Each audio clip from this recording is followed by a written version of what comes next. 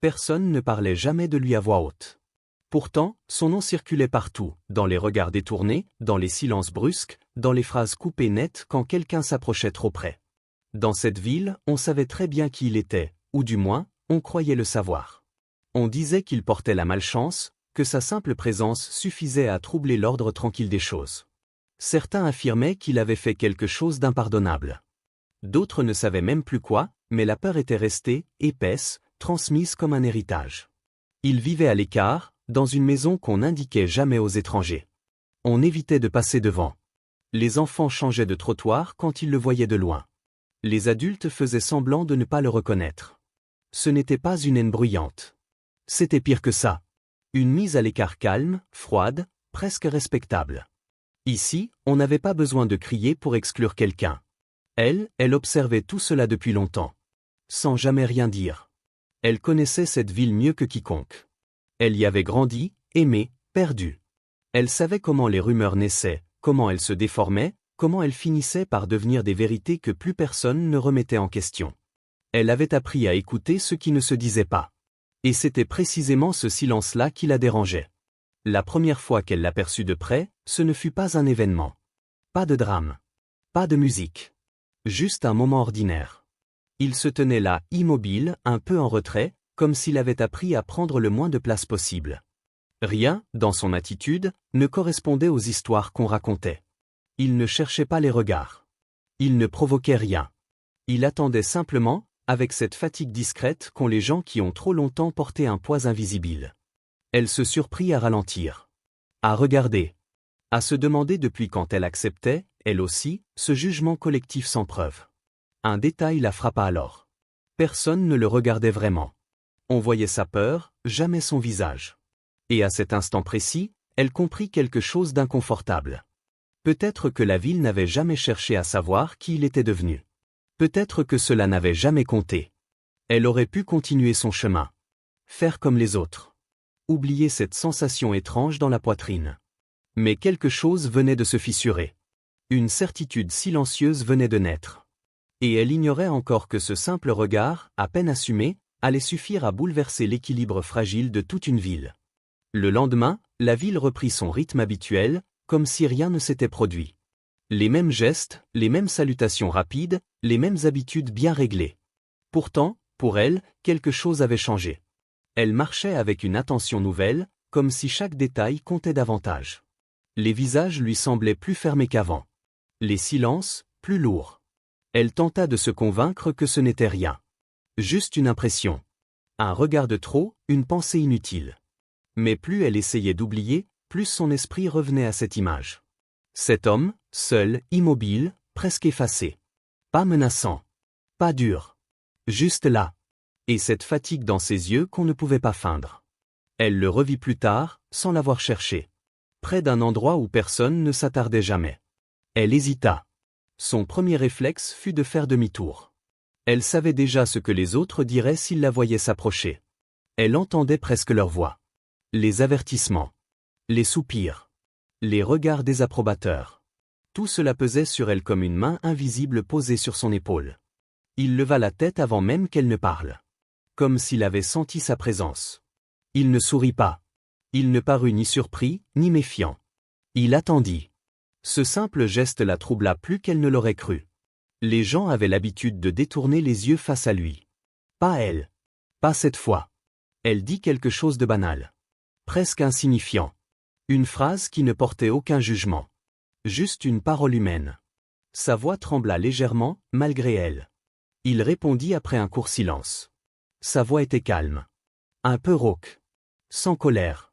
Sans plainte. Elle sentit alors que ce moment, aussi simple soit-il, avait un poids immense. Ils ne parlèrent pas longtemps. Quelques phrases seulement. Rien qui puisse nourrir les rumeurs. Rien de spectaculaire. Et pourtant, lorsqu'elle s'éloigna, elle eut la sensation d'avoir franchi une limite invisible. Comme si elle venait de poser un pied dans un territoire interdit, sans même s'en rendre compte. Ce jour-là, plusieurs regards se posèrent sur elle. Des regards interrogateurs.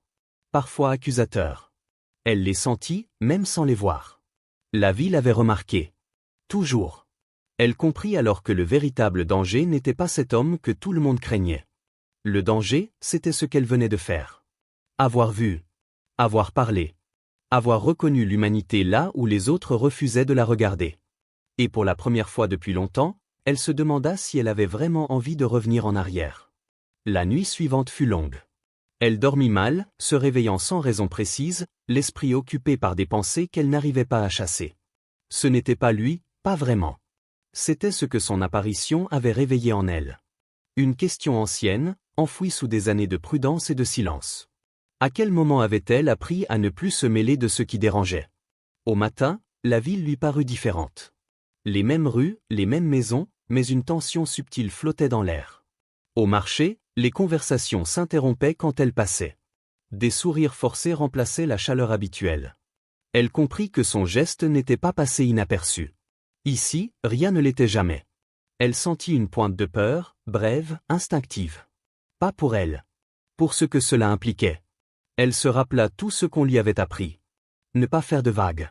Ne pas attirer l'attention. Se protéger en restant à sa place.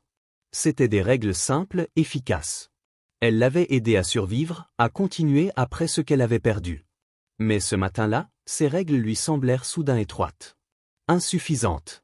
Elle pensa à son propre passé. Au moment où elle aurait eu besoin qu'on la regarde autrement. Qu'on ne la réduise pas à une histoire, à une rumeur, à une absence. Elle se souvint du silence des autres, de cette indifférence polie qui fait plus mal que les mots durs. Et quelque chose en elle se mit à résister. Ce n'était pas du courage spectaculaire. Pas une révolte. C'était plus discret. Une décision intime, presque invisible. Elle n'avait pas l'intention de convaincre la ville. Ni de provoquer qui que ce soit.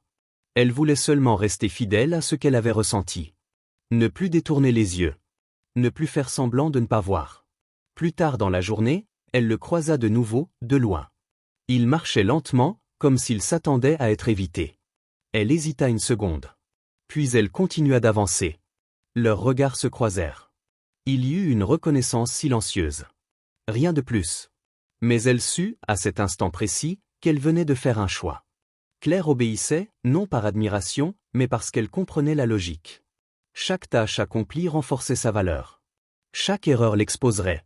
Elle remarqua rapidement que, derrière son arrogance, il dépendait d'elle plus qu'il ne voulait l'admettre. Elle gérait son emploi du temps, anticipait ses besoins, absorbait sa mauvaise humeur. Sans elle, son contrôle se fissurait. Le luxe ne la séduisait pas. Il l'isolait. Elle n'appelait personne. Elle ne racontait rien. Les soirées étaient longues, remplies d'un silence différent de celui de l'hôpital. Elle réalisait que le confort pouvait être une autre forme de solitude. Et pourtant, chaque nuit, elle dormait sans craindre le lendemain. Il y eut un moment, bref mais révélateur, où il la remercia. Pas avec chaleur. Avec reconnaissance professionnelle. Elle sentit alors que leur relation n'était ni simple domination ni réelle protection. C'était un équilibre fragile, bâti sur le besoin mutuel. Elle avait accepté le marché pour survivre. Lui l'avait proposé pour ne pas affronter sa propre dépendance. Claire comprit que ce n'était que le début. Qu'à mesure que les jours passeraient, les frontières seraient testées. Le pouvoir changerait de forme. Et qu'un jour, très bientôt, elle devrait décider si ce nouvel abri valait le prix de son silence. À mesure que le 31 décembre approchait, l'atmosphère se chargea d'une tension nouvelle. Ce n'était pas l'excitation des fêtes, mais une attente plus lourde, presque clinique. L'homme refusa toute visite. Il déclina les appels, annula les rares propositions de proches. Il annonça simplement qu'il resterait là, immobile, à observer le passage d'une année à l'autre depuis cette chambre aseptisée. Et il décida que tout devait être parfait. Claire reçut les consignes sans discussion. Un dîner précis, une heure exacte, aucun détail laissé au hasard. Il parlait de cette soirée comme d'un événement stratégique, pas comme d'une célébration. Elle comprit qu'il ne supportait pas l'idée de subir le réveillon comme une contrainte. Il voulait le maîtriser. Et il comptait sur elle pour transformer ce lieu de soins en espace à sa mesure. Elle passa la journée à coordonner l'impossible. Appels, confirmations, négociations voilées. Elle utilisait son nom à lui comme un sésame, avec une gêne qu'elle dissimulait mal. À chaque porte qui s'ouvrait grâce à ce pouvoir qui n'était pas le sien, elle sentait le déséquilibre s'accentuer. Elle réussit pourtant. Tout fut validé, réglé, verrouillé. Elle ne ressentit aucune fierté. Seulement un soulagement nerveux. Quand le soir arriva, la chambre n'avait plus l'air d'un espace médical. Les machines étaient repoussées, la lumière adoucie, la musique basse. Elle observa le résultat avec un détachement étrange. Elle avait exécuté sa mission. Lui, satisfait, l'invita à rester. Pas comme une invitée. Comme une présence nécessaire. Il ne formula pas la demande comme un choix. Ils dînèrent face à face, séparés par une table trop élégante pour le lieu. Ils mangeaient lentement, savourant chaque bouchée. Elle, plus réservée, surveillait tout. Les plats, les verres, son état. Le silence n'était plus pesant. Il était chargé. À un moment, il parla de lui. De ses succès, de ses échecs, de son mépris pour les faux-semblants. Il ne cherchait pas son approbation. Il parlait parce qu'elle était là. Claire écoutait, attentive, sans fascination. Elle voyait un homme puissant, mais profondément seul. Elle comprit que cette soirée n'était pas un caprice.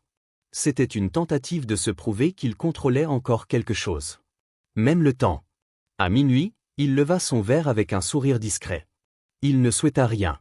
Il constata simplement qu'une nouvelle année commençait. Claire ressentit alors une inquiétude sourde. Si cette nuit était déjà un test, que lui réservait la suite? Elle comprit que le vrai enjeu n'était pas le confort ni l'argent. C'était la capacité à rester elle-même sans disparaître dans l'ombre de son pouvoir. Le lendemain, l'euphorie artificielle de la veille s'était dissipée. Il n'y avait plus de musique, plus de fleurs, plus de verres alignés avec précision. La chambre avait retrouvé son ordre fonctionnel, presque sévère. L'homme semblait plus impatient que fatigué. Comme si la nuit n'avait fait que renforcer une décision déjà prise. Il annonça son intention sans détour. Il voulait quitter l'hôpital. Immédiatement. Claire comprit avant même qu'il ne développe. Elle connaissait les protocoles, les risques, les délais. Elle expliqua calmement que ce n'était pas raisonnable, que les médecins s'y opposeraient, que sa convalescence n'était pas terminée. Elle parlait en professionnel, pas en employé. Il l'écouta jusqu'au bout, puis balaya ses arguments d'un geste lent. Pour lui, ce n'était pas une question médicale. C'était une question de volonté. Il lui demanda d'organiser le transfert. Ambulance privée. Soins à domicile. Autorisation. Il parlait déjà du lieu, des équipements, des équipes spécialisées. Il savait exactement ce qu'il voulait. Elle sentit la pression monter. Ce n'était plus une tâche logistique. C'était un conflit moral. Obéir signifiait exposer un homme fragile à un danger réel. Refuser signifiait perdre tout ce qu'elle venait de gagner. Elle prit sur elle. Elle contacta les interlocuteurs nécessaires, affronta les réticences, transmit les messages sans les adoucir. Face au médecin, elle resta droite. Elle n'était plus la soignante silencieuse d'autrefois. Elle expliqua les conditions, les garanties, les moyens engagés. Elle ne supplia pas. Elle négocia. Elle sentit pour la première fois que sa voix portait. Les refus tombèrent, prévisibles. Les risques furent rappelés. Elle transmit fidèlement. Lui ne s'emporta pas. Il sourit. Il savait que l'argent ne suffisait pas toujours. Il fallait aussi la menace déguisée en générosité. Il lui dicta les mots à transmettre. Une donation possible. Un projet financé. Une reconnaissance publique. Elle comprit alors que le pouvoir ne criait jamais. Il suggérait. Quand tout fut en place, elle se retrouva seule quelques minutes, assise près de la fenêtre. Elle regarda la ville, calme sous un ciel pâle. Elle se demanda à quel moment elle avait basculé. Elle n'était plus seulement celle qui exécutait. Elle devenait l'interface entre la volonté d'un homme et les limites du monde réel. Le transfert fut validé en fin de journée. Rien n'était simple. Rien n'était propre. Mais tout avançait. Elle ressentit un mélange d'épuisement et de lucidité. Elle n'avait pas perdu sa dignité. Elle l'avait déplacée. Et elle comprit que désormais, chaque décision serait une ligne fine entre compétence et compromission. Le départ eut lieu dans une atmosphère tendue, presque irréelle. Les couloirs étaient encore engourdis par le matin quand l'équipe privée arriva. Tout se déroulait avec une précision chirurgicale, mais Claire sentait le danger sous chaque geste maîtrisé. Elle surveillait les visages, les mouvements, les chiffres qui s'affichaient sur les écrans portables. Elle ne quittait pas l'homme des yeux. Pour la première fois depuis le début, elle avait peur pour lui, pas pour elle.